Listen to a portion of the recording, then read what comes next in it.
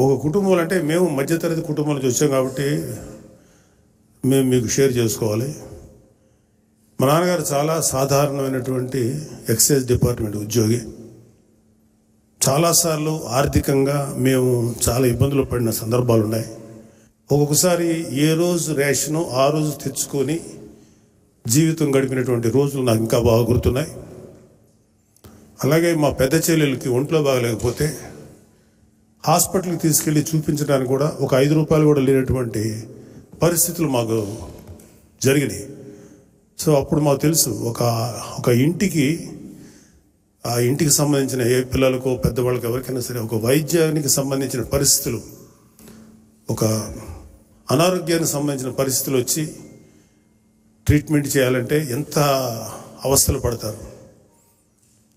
ఒక్కొక్కసారి నాకు కొంతమంది మిత్రులు చెప్పారు, ఒక్కసారి ఒంట్లో కనుక బాగలేకపోతే ఏదైనా అయితే అది పెద్ద జబ్బు అయితే శాశ్వతంగా వాళ్ళకున్న ఆస్తులు అమ్మేసుకోనో సొంత ఇల్లు అమ్మేసుకోనో ఆ వ్యక్తిని బతికించుకుంటా ప్రయత్నించి అదృష్టం బాగుంటే బతికినా వాళ్ళు అన్నీ పోగొట్టుకొని ఒక ఇల్లు లేకపోతే ఒక కొద్దిపాటి స్థలం లేకపోతే కొద్దిపాటి ఆస్తి అంతా పోగొట్టుకొని మళ్ళీ జీవితాన్ని మొదటి నుంచి ప్రారంభించడమా, లేదంటే చనిపోయిన వ్యక్తి ఆ వ్యక్తికి ఒంట్లో బాగలేక ట్రీట్మెంట్ చేయించినా సరే చనిపోతే ఆ కుటుంబానికి ఆ ఉన్న కొద్దిపాటి ఇల్లు వాటెవర్ పొలం కానీ ఆస్తులు కానీ అమ్మేసుకొని భర్త లేకుండానో లేకపోతే ఇంటికి బ్రెడ్ విన్నర్ లేకుండానో రోడ్ల మీద పడిపోయిన కుటుంబాలను ఎన్నో చూసాం మేము.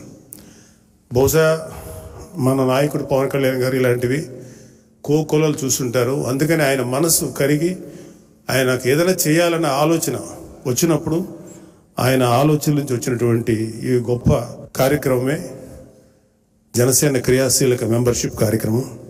మీరందరూ కూడా ఎవరైతే జనసేన కట్టుకోగలిగే వాళ్ళు రెన్యూల్ చేసుకోండి. ఒకవేళ ఎవరైనా కట్టుకోలేకపోతే బాగా పేదరికంలో ఉంటే మనకి వాళ్ళ జనసేనకి బలమైన నాయకులు ఉన్నారు అన్ని నియోజకవర్గాల్లో.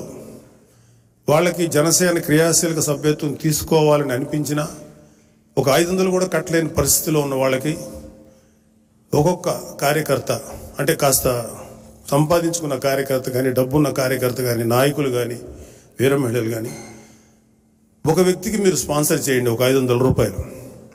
అక్కడ మీరు స్పాన్సర్ వాళ్ళు మెంబర్స్ అవుతారు, ఎట్ ద సేమ్ టైం వాళ్ళకి ఒక భద్రత కల్పించిన వాళ్ళు అవుతారు. అంటే ఒక చాలామంది ఏంటంటే ఎరా రాజకీయాల్లో తిరిగి పాడైపోయాడు ఎందుకు కాకుండా అయిపోయాడు అని చాలామంది అనిపించుకుంటుంటారు, యూత్ కానీ లేకపోతే చాలామంది నాయకులు కానీ.